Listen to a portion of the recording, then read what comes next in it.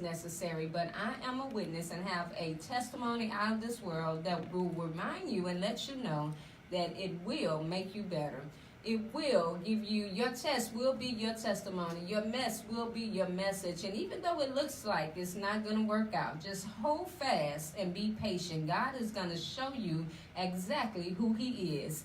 Anthony Thomas is in the building from Kingdom Talk. I'm super excited to have him in here. How are you this morning? Hey, I'm great. I'm blessed. I'm excited. You ready to go? Yes, ma'am. Let's turn up. You say, let's turn up. Yeah. So, as I will always do, I'd like for you to introduce yourself to our 953 Jams listeners, our Facebook watchers, and let them know who Anthony is before Kingdom Talk. All right. I'm Anthony Thomas from Houston, Texas. Shout out to H. What's up, everybody? And I'm just a person that God has blessed and placed a lot of favor upon, to be able to come from where I come from and do the things that I've done and mess up multiple times, and now He's brought me back and elevated me in a position to be able to reach back and reach out and grab people and show them the way and show them His work. So that's all I am. I'm just a chosen vessel that's obedient. I hear a testimony. Oh, I got a testimony. I'm ready to listen to it. Okay, let's go then. We can start from me growing up. Just my mama had me when she was 14 years old, and no father of her own. Just staying with a lot of different people. Sometimes with my family, sometimes I wasn't. Sometimes I was in and out of shelters.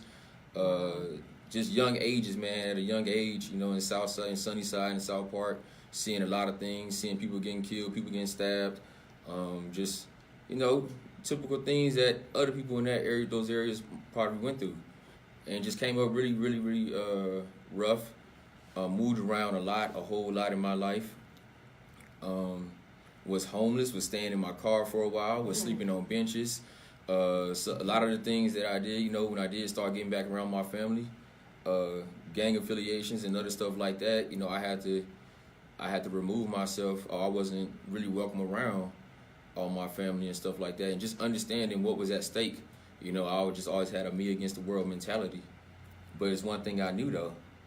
I didn't know that there was a God. And I had a praying grandmother that used to pray, and I remember I was like 5 years old or 6 years old. She had came and got me one day, and she told me, she said, "You're going to be something in this kingdom of God. You're going to be the one that's going to change your whole family life." And I always held on to that. And she said, "You was always a man before you was a boy." And she told me stuff like that. And even when I grew up older and, I strayed away, and even I've been deployed a few times. I went to the military, did Iraq and Afghanistan. And even during times where I didn't think I was going to make it, my grandma had taught me trust in the Lord with all thine heart and lean not to thy own understanding. So it was in ways where I really didn't understand how we was going to make it out of here, how we was going to survive, even coming up in life where I've had guns pulled in my face, pistols jam on me, weapons jam on me in front of my wife. I mean, just all kind of crazy stuff, I know that I'm here for a reason. And when you think back, I know that they say, forget the former things, but sometimes you got to think back on what God brought you from and what how he's kept His hand upon you. It's just, you got to go and share that, man. You got to help people get free. You share your real testimony, man, and that'll help people get free. So be real about it. And that's what we at today. That's where Kingdom Talk, and that's just a short, brief version of it. So let me ask you this. Through all the things that you was dealing with and going through, how many times did you say, "I give up"? I probably gave up. One time I did. I was very frustrated with God.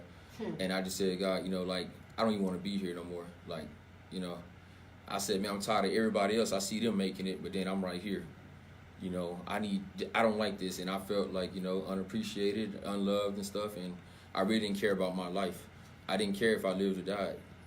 Wow. I just was existing. But the last time when I really gave up is when God took control, when I gave it to Him.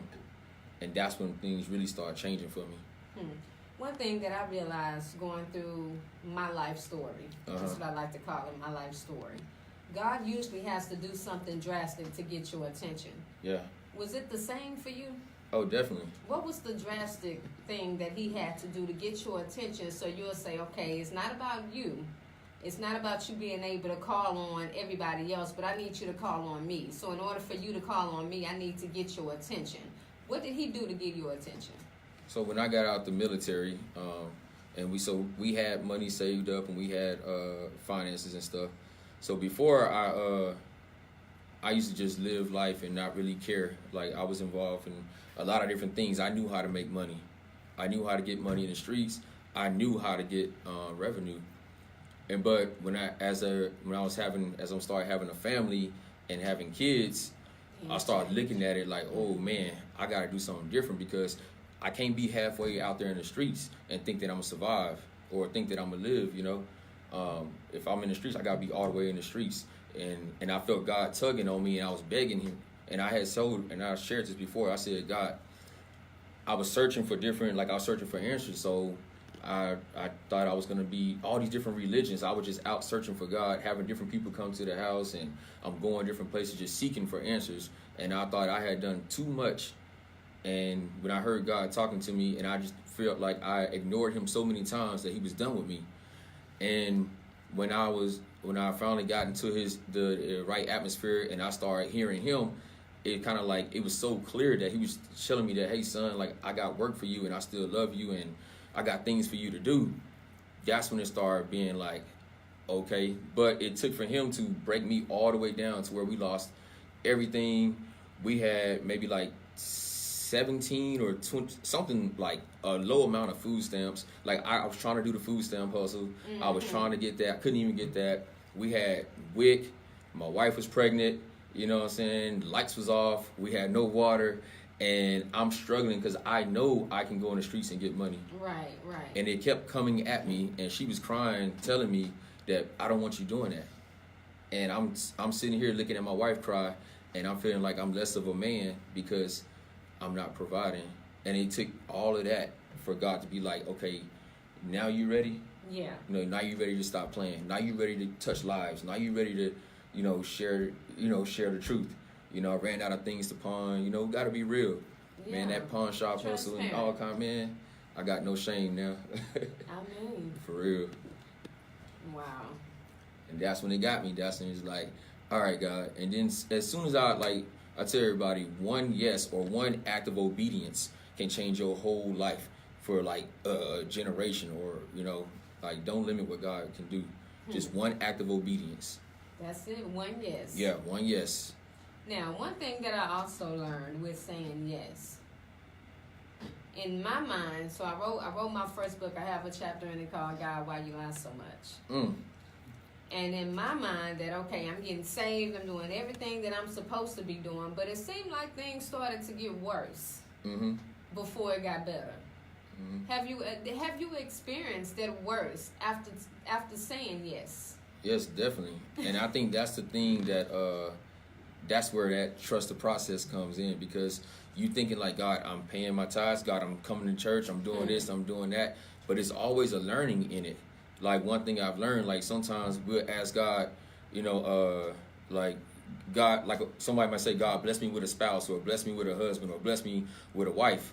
And we asking for the wrong things because, one, we haven't let go of the past hurt from the last relationship. That's so you're not ready to be that. We asking for the wrong things. And if God was to give you a husband or a spouse or a wife, or whatever, at the time, then it won't last. That's right. And it'll be out of order. So it's a very tough process to be in. But I've learned, like, God always says, like, you're built for this. Like, you think back at your worst time in life where you think you wasn't going to make it. Yeah. And then you still here. Right. Like, I think back, like, how did the gun jam when it's right in my face? Right. But I'm still here.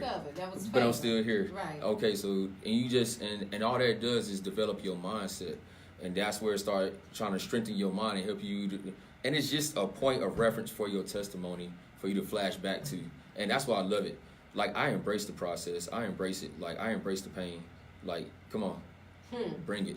We was actually talking about that through Messenger yesterday about that process. Oh, yeah, you know, and how we don't like to go through the process because the process hurts. It does. You know, that's the healing part. That's the part where you gotta get when you actually have to get in the shop and start getting stitched up and snatch off those band-aids you've been covering up those cuts and bruises on. Yeah. You know, people don't like to go through the process. They want to skip the process. But in the midst of the process, what happens? You're getting shaped, you're getting changed, and you're getting healed. It's just like when you working out.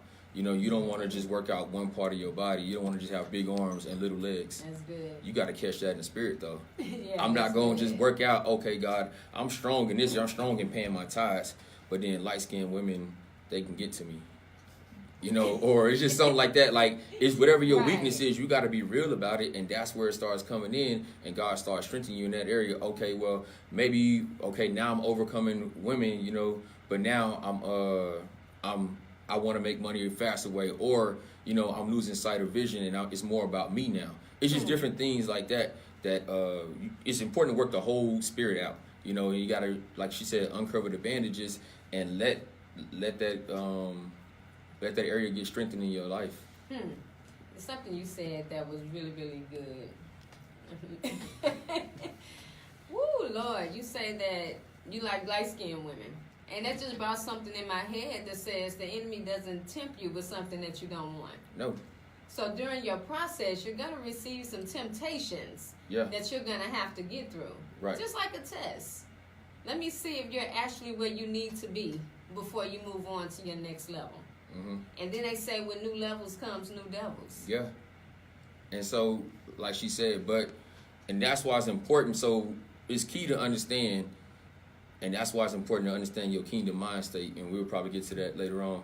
But when you going through the process and you going through the storm and things like that, how long you in that storm is up to you. That's it. That's right. If you look at your temptation or your weak area, when Jesus was tempted by the devil, he wasn't tempted by the devil of the same thing. He was tempted of him, like the devil couldn't hit him with the same test. If we getting hit with the same test, then it's something we doing wrong in the process. It's something it's some part of the test that we failing. Mm-hmm. If you don't pass the test, hey, redo this test. Okay, redo it again. You know, so it's at some point, and I had to learn that myself. God, why do I keep fighting this same thing? You know, I'm not finna, you know, and I always want to grow and move forward in life. So I started understanding, man, listen, I don't even have to be in this situation this long. I don't have to be in this storm this long. And I'm going to change my position or my way of thinking while I'm in this storm.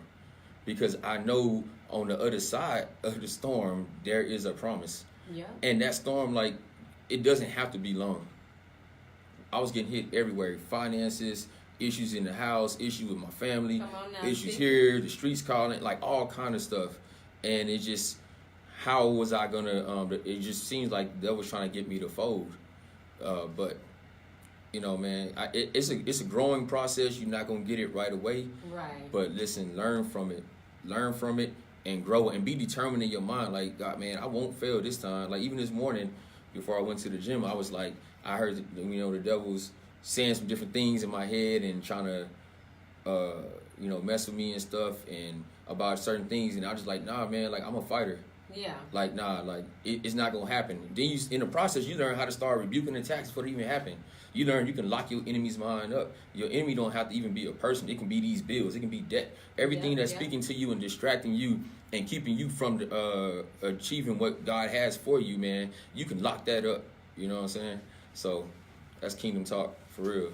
Man, that's so much confirmation for me because it will.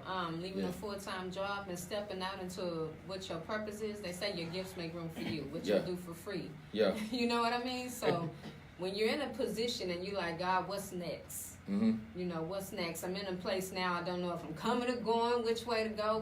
What's next? And he said, keep your eyes on me. Yeah. When you take your eyes off of him and start trying to depend on what you're doing and what you think is best, that's when you begin to fail. Because if you could have done it yourself, you would have already been where you thought you were supposed to be.